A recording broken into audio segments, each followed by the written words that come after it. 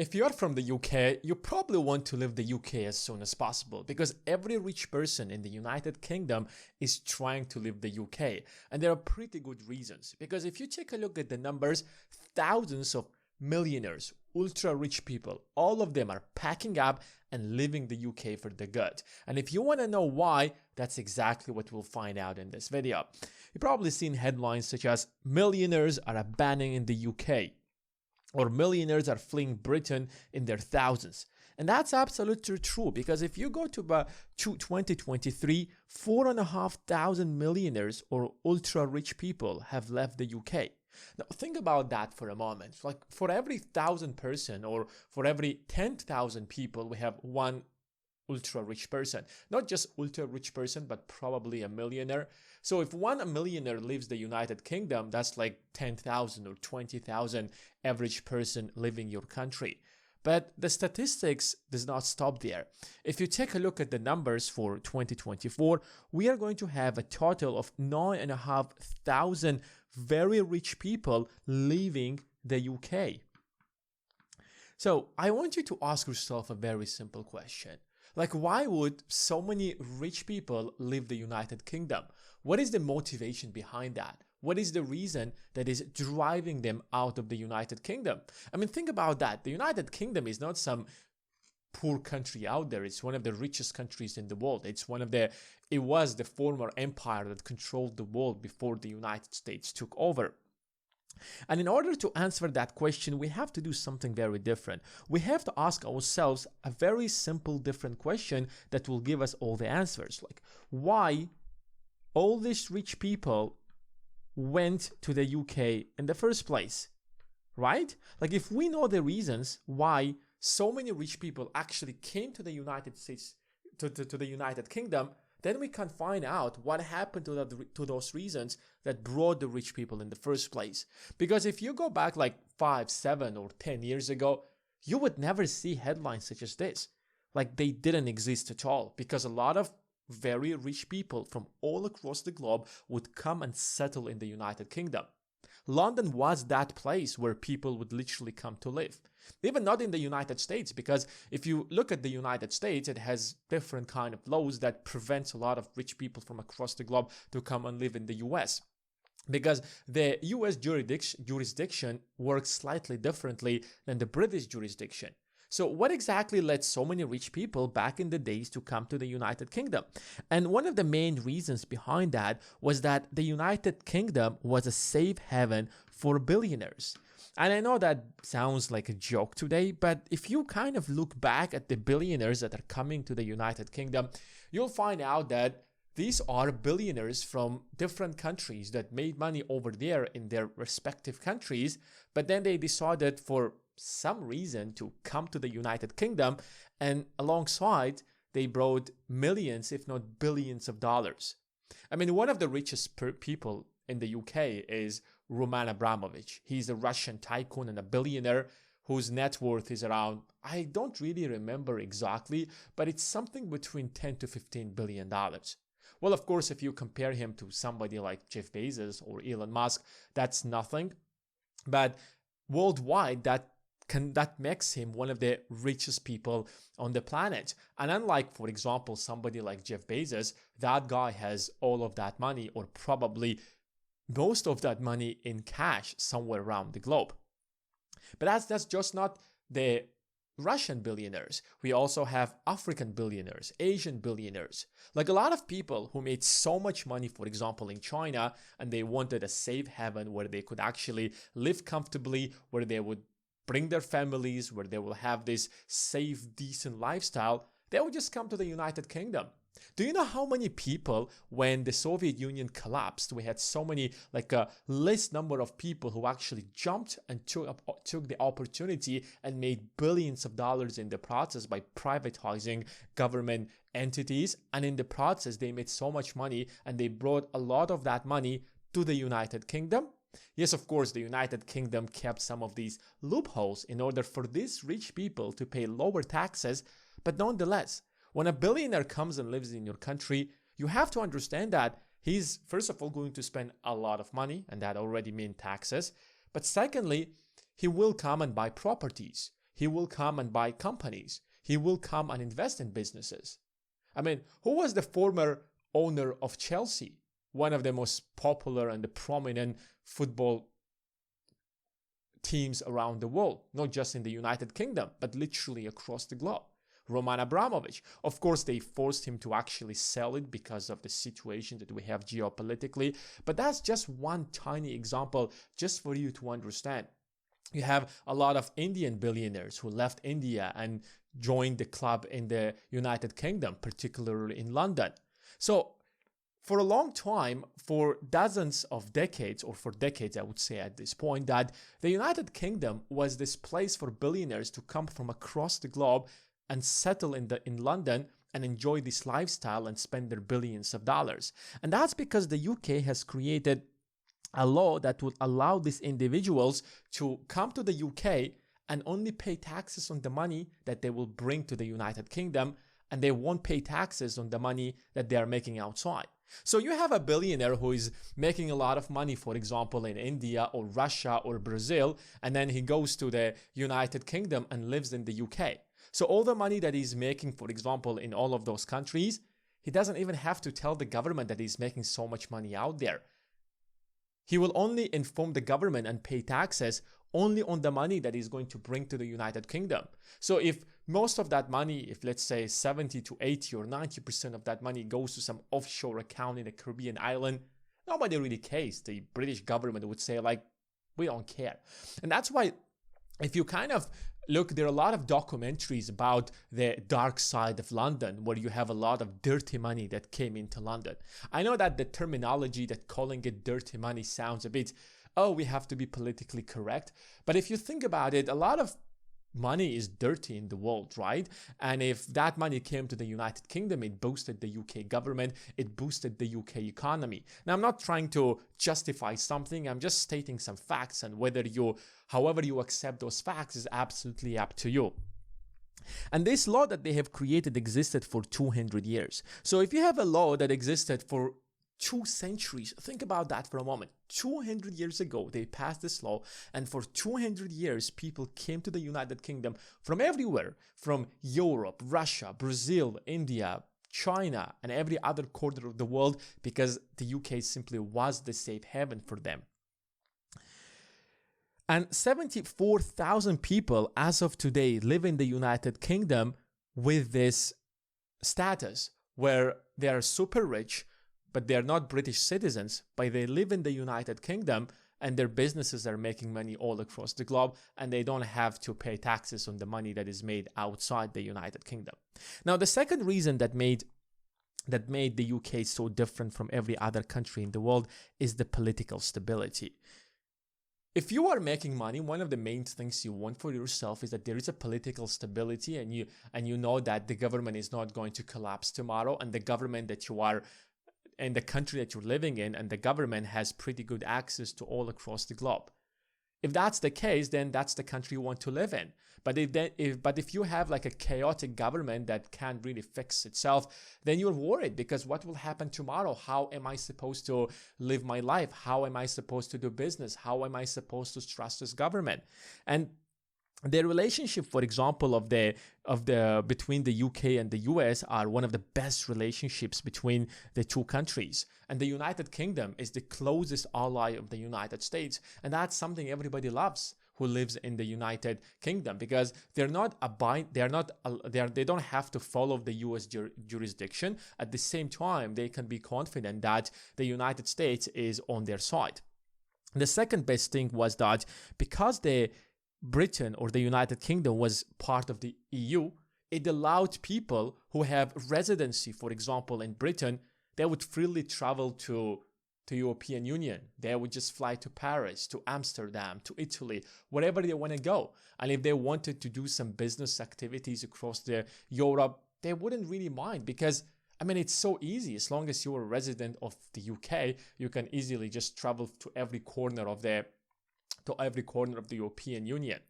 And the third advantage was that the United Kingdom had very good relationship with the rest of the world. And that's something also you want to know. Of course, some relationships weren't exactly perfect. Like, for example, even if you go back to pre-pandemic era, the relationship between the UK and Russia were slightly chaotic to a certain extent, but at least they managed to find a common ground where people, for example, from Russia, they would easily kind of bring their money to the UK, and suddenly billions of dollars that's supposed to be in Russia are flying to the United Kingdom. And that was one of the advantages that the UK had. The third, of course, quality that attracted a lot of rich people from all across the globe was the fact that the quality of life. The UK has one of the best qualities of life. I know that it's very difficult to believe that now, but if you take a look at the infrastructure that the UK has, it's absolutely fantastic. You have clean streets, maybe not exactly clean everywhere in every corner of London, but overall you have pretty good roads, you have skyscrapers, you have public health, you have public transport, you have trains running to every city. You have the police. Of course, that is now questionable to a certain extent, but if you take a look at the last 50 years and compare living in London and living to other cities across the globe, London wasn't really bad. So if you're a rich person and you're looking at all of this, you're like, all right, so I have these billions of dollars or maybe hundreds of millions of dollars. What exactly am I supposed to live? So first of all, I want a place that has very good quality of life, and London ticks that box. The second thing I want is that I want political stability. I want the country I want to live in. I can easily travel to United States, to Europe, to every other corner of the world. There are no wars that are happening. So yeah, it ticks that box. And the third most important thing, and this is probably the number one priority, I'm making so much money from my business. I don't know where it's located, but it's making me hundreds of millions of dollars every single year. And you know what? I don't want to pay taxes. So I want a place that is not going to tax me for that. So London becomes, or England becomes, the perfect place for me to go and live there. And that's how the United Kingdom attracted so many people for all of those years. And now let's ask ourselves a simple question. If these reasons brought so many rich people to the United Kingdom, what exactly has happened to those reasons? I don't want to make any kind of speculations. I simply want to take a look at the facts. First of all, if you take a look at the taxation in the United Kingdom, it is nuts. Think about that for a moment. If you're making over 150,000 pounds, you are going to pay almost 50% in taxes. So if you're already somebody who is making 200,000 pounds, you're paying like 100,000 pounds in taxes. Like, think about that for a moment. Half of your income instantly goes to taxes. Think about what happens to people who are making 300,000, 400,000, 500,000. Look at the CEOs who are making so much money. I don't think those companies want to exist in the United Kingdom. Well, that is not the biggest problem because taxation mostly in the UK has been pretty high. So this is not the only reason, or this is probably not the main reason that would push people to leave the United Kingdom. Because most of the people who are paying that much taxes are mostly UK citizens, and their jobs are to a certain extent are kind of stuck in the United Kingdom. Yes, of course, it might actually be pushing some of those companies to think twice before kind of continuing doing business in the United Kingdom, but nonetheless, it is not the biggest deal, but it's something to think about. I mean, it also tells you that the UK no longer can raise taxes more than this. If you raise taxes more than this, nobody's going to work because motivation is going to kind of disappear. Now, the third most important thing that you have to understand is that the UK wants to abolish the program that is created for 200 years where individuals could come to the United Kingdom and they won't be paying taxes on all the money that they're making outside the UK. So we had a reason, like we had a law in place for 200 years, come from every corner of the world to the UK, and you don't have to pay taxes on the money you're making outside the UK. Yes, you brought a few $1 million, $10 million, $20 million, $100 million. You purchased some properties in London, Chelsea, whatever you purchased. You're bringing every single year that much money, and you are buying businesses, investing in stocks, investing there. And you're paying taxes on that money. But the money that you have in other countries, whatever that country is, you're sending that money to offshore No, it doesn't work like that. If you're living in the UK, you are going to pay taxes on that money. And now ask yourself a simple question. Imagine somebody who's making like I don't know, like $100 million. Now, that's not really the highest because there are people who make $1 billion a year. But imagine a guy who's making $100 million. Do you think he's now motivated to stay in the UK when he has to pay so much taxes? Now, you have to understand that the world today is a completely different place. There's so many options all across the globe. That guy could go and settle in Dubai, or he can settle in Monaco. He can settle in so many countries across the globe where that tax does not exist, and he can simply live in that place without paying that tax in the first place. Do you know the number of countries that guy can go without paying that much that tax in the first place? And the United Kingdom wants to abolish that in the foreseeable future, and that is going to happen. Look at that in 2025, which is like next year. And if that law gets into action, then you're planning to leave the UK now, and that's why you have all those news that so many rich people want to leave the UK. And thirdly, the UK wants to introduce something called inheritance tax. I mean, it already exists. It's not like introducing it. There's a 40% inheritance tax in the UK. So you have a rich family that is going to pass wealth to the next generation, and almost half of that is going to go to the government. Well, if you have built your entire fortune in the UK and you're passing it, even though I think this is extremely high, like this is insane. Like I don't think this is the right thing to do, because somebody worked super hard, they built a business, he made so much money, and now, I mean, it's the end of his life and he wants to pass that wealth to the next generation, which is his kids or maybe grandkids, and now he has to pay like 40% tax on that. I mean, isn't it insane? Because it takes you a lifetime to build that tax in the first place. But regardless, now all those 74,000 people who are now in the UK will now have to pay inheritance tax, because their status as these people who don't have to pay taxes outside the businesses that they make outside the UK, now they're obligated, which means that if you have a billionaire living in the UK and he will inherit his business to his children, he will have to pay 40% tax on that money, even though that he's not a British citizen, but he just lives in the UK. Do you think he wants to do that? So I tell you for a fact that just because of these two reasons, all those people are going to leave the UK instantly, just like that. Whose fault is that? Think about that for a moment.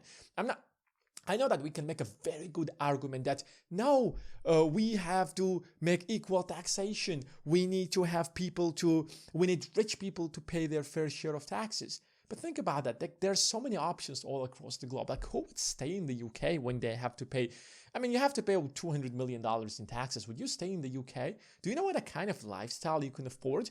It's no longer like 1970s. Like 1970s, Dubai was barely a desert. I mean, it was a desert. It was barely a one skyscraper in the middle of Dubai. To now, you go to Dubai and you have like an entire city where every second person is a British guy. So that's just something to think about. How about political stability? What exactly has happened to political stability? All right, let's just say for a moment that those taxes are going to justify the life that these people are going to have in the UK. Let's just make that assumption for a moment, because living in the UK is going to give you the perks that, for example, living in the United Arab Emirates won't give you, living in other countries won't give you, living in Monaco, for example, won't give you. Since we had Brexit, where the United Kingdom was like, you know what, we want to leave the European Union. Now, those people no longer have access to the Schengen area. Those people no longer have the same access that they had before to doing business in European Union, to literally traveling to European Union. Now that door is closed for all those people. So they're thinking, all we have right now is just London.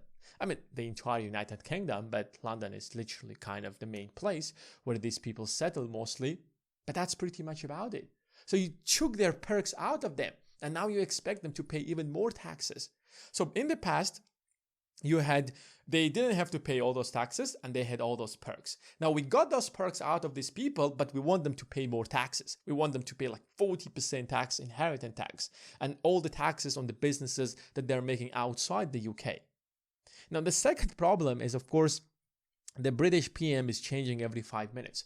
Now, that has stabilized recently, But if you take a look at the last, I mean, since the UK has left the European Union, since the Brexit, a new prime minister was there like every few months, probably the longest stayed 1.5 years. The last prime minister, okay, yeah, we had for some time, he actually stayed in office, and now the political landscape is stabilizing to a certain extent. But the UK is having so much problems that we don't know if anything will be passed in the foreseeable future.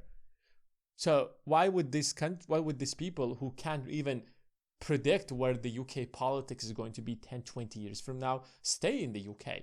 Like in the US, you know, that's a very politically stable country. Yeah, you can watch the news and you can see, oh my gosh, we have some riots over there. We have some demonstrations. We have Democrats hating Republicans. Whatever things we have, who cares? Overall, there is political stability. President comes, he stays in office for the full 4 years, and then there are elections. Whatever your opinions are, then we have a transition of power, or the president stays in office for another 4 years. There is the parliament, there's the Congress. I mean, basically everything works to a certain extent. In the UK, everything is in chaos. So these people have very little reason at this point to actually stay in the UK, but when they have so many options. Of course, the biggest implication was freezing the assets of the billionaires that came from Russia. Now, the reason I'm emphasizing on the fact that on the Russian billionaires is simply the fact that when the events happened of 2022, when the conflict happened between the two countries, the entire Western world, of course, sided with Ukraine. Now, I don't want to get into the political debate because that is something I will leave for you to do in the comment section. I'm not going to take any sides. I'm not going to say anything. Whatever the reasons are, people thought that when we have a conflict on the other side of the world, if you are in the UK, you are safe.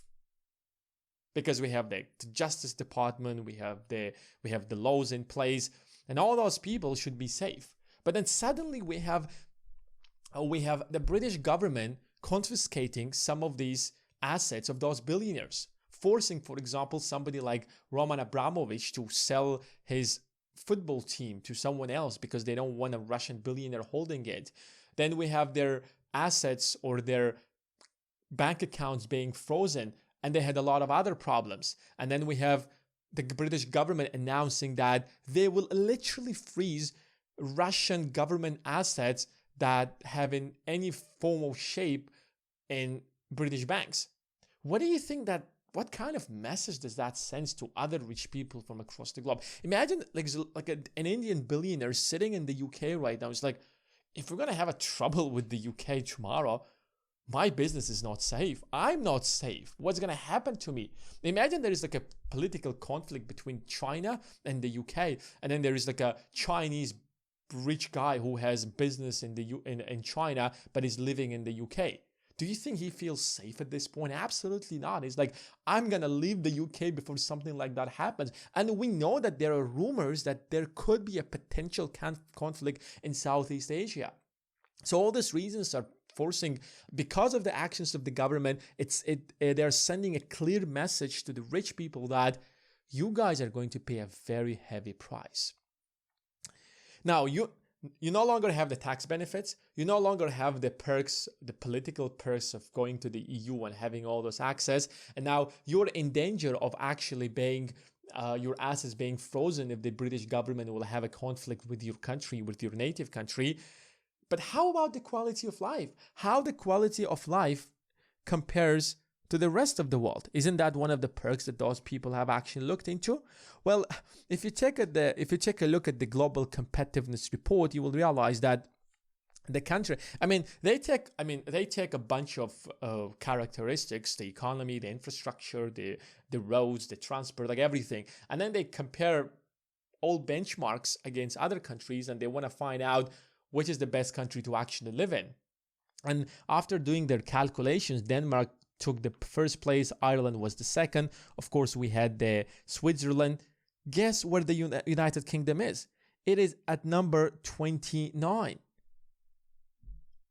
United Kingdom, at quality of life, is at 29. Like even countries like what? Like look at Estonia is better than living in Estonia is better at this point than the UK. Malaysia is a former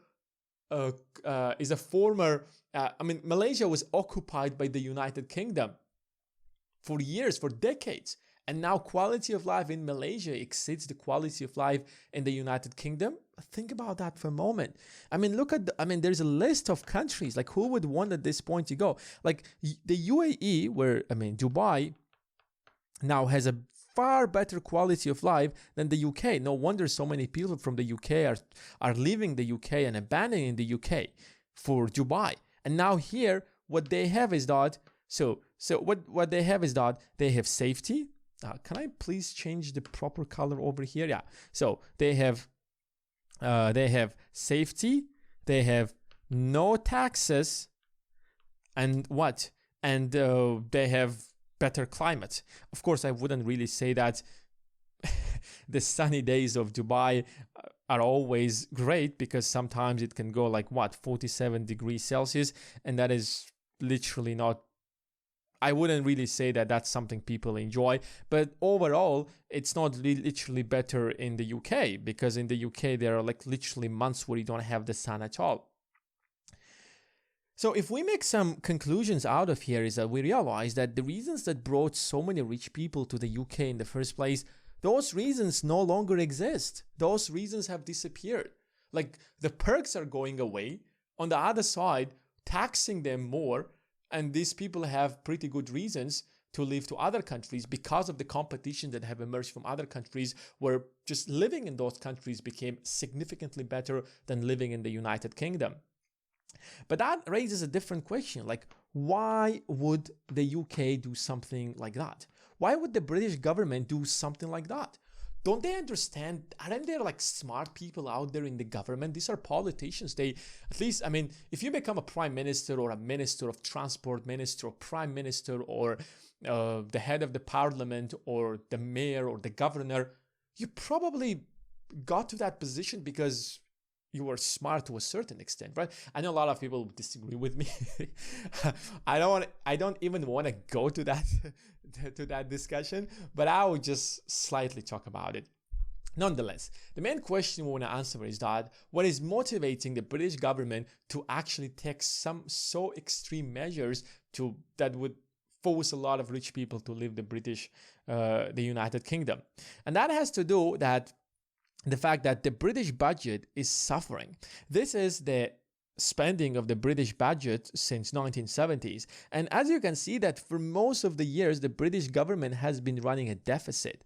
But in the year 2000s, they kind of went into a surplus. And I thought that there is no other reason for the British government to actually run a deficit, because we don't have wars, there is political stability all across the globe. The United Kingdom is having such a great position in the world. So why do we have so much deficit? During those days, we had the 2008 financial crisis, and because the UK and London is the financial center of the world, or I would say the second after New York, it also has dramatically suffered. But nonetheless, since then, it has, the level of debt, the level of deficit has went down significantly. After that, of course, we had a spike of the COVID, and there are forecasts that deficit is going to go down. And if you take a look at the national debt of the UK, you will ask yourself a simple question. Why did we have a deficit? Like a deficit basically means that the UK government is making an X amount of money and it's spending an X amount of money. So if you're spending more than you're earning, what happens is that you're going to borrow money. And what are you going to borrow money? From the public, from the government, from the central bank, from other countries, from wherever you actually borrow that money. And over the last whatever years, if you kind of take a look at the numbers over here, you will realize that the British government has been running a huge deficit in borrowing money. And that's why as of 2024, the national debt compares to GDP is 104%. That's a lot. And if you compare that, for example, to a country like the United States, you might say, well, the United States has a national debt to GDP ratio of 137%. or 130% or something like that. I don't really remember the exact numbers, but it's something closer to 130%. Now, you cannot compare the UK to the US. US is the world's largest economy. It's the most powerful economy. The world kind of, the US is the center of the world, and the United States can afford things for itself that other countries cannot afford. The US dollar is the global currency reserve. The United States holds most of the largest companies in the world: Apple, Nvidia, Amazon, whatever you want to think of. How many large companies do you have in the top 500 companies from the UK? Well, take a guess. I won't talk about it, but you can literally Google that and compare that to the US. And that's why for the UK, having a debt to GDP ratio of over 100% is catastrophic. And if you take a look at the budget of the UK, you realize that there is no way the UK actually going to pay that debt. And while the United States can afford not paying off its debt in the foreseeable future because it's the world's most powerful economy and its currency is the global currency reserve, that's not something the UK can afford at this time because the British pound is not the global currency reserve. It is considered to a certain extent, but I think it's like less than 2% or maybe 2.5% or something like that. I think we can check that number, but 2 or 2.5% isn't really that much of a difference. And if you even compare the British economy, the expectations that we have for 2024, for 2023, the British economy grew by 0.1%. I did not say 1%. I did not say 1.5%. I did not say 0.5%. The British economy grew by 0.1%. Basically, in other words, in simple terminology, the British economy in 2023 did not grow at all. Literally zero. Inflation was 7.3%, which is significantly worse than it was in the United States. I think it was like in the US, it was like less than 5% or something like that. I have to double check that, of course, because 2022 was the worst year where inflation reached 9.5%. But let's be optimistic. What is the forecast for 2024? The forecast for 2024, by the end of the year, it should be 0.5%. Is that optimistic? Let me ask you. Is that optimistic? Well, I don't think so. 0.5% is not even 1%. So the British economy now in 2024 is going to grow by 0.5%. If you think that is fantastic, the US economy is going to grow by over 2%. I think it's like almost 3%. And now ask yourself a simple question. The US economy grows by 3%, UK economy grows by 0.5%, while its debts are growing significantly faster than the economy. By 2025, if things actually work out for the UK, its economy is going to grow finally by almost 1%. That's not even 1%, that's like 0.9%. But if that happens, that's already great news for the United Kingdom. That is a forecast, of course, because anything could happen until then and things catastrophically change to a completely different direction. But I want to be optimistic, just like KPMG is optimistic over here. And inflation is not going to go to lower than 2% and is expected to be around 2.6%. In simple terminologies, if we use one single word to describe why the UK government is taxing the ultra-rich people, is because it is desperate. Yes, the British economy is suffering so much that it's desperate and it doesn't know how to solve the problem. So they're like, we are going to tax everybody to solve the problem. But this can actually lead the economy to worsen. It can lead people to leave the UK. And when all those rich people leave the UK and settle in different countries, it is going to be much more difficult to bring them back. A certain percentage of them are going to stay, but most of them are going to leave and most of them are going to settle, and the United Kingdom is going to lose its position as this place where billionaires would come and settle. So if you want to actually position yourself properly, if you want to protect your wealth, if you want to build your wealth, then you have to go and start investing wisely in the stock market. And if you want help with that, you can check the first link in the description, and I will see you guys in the next one.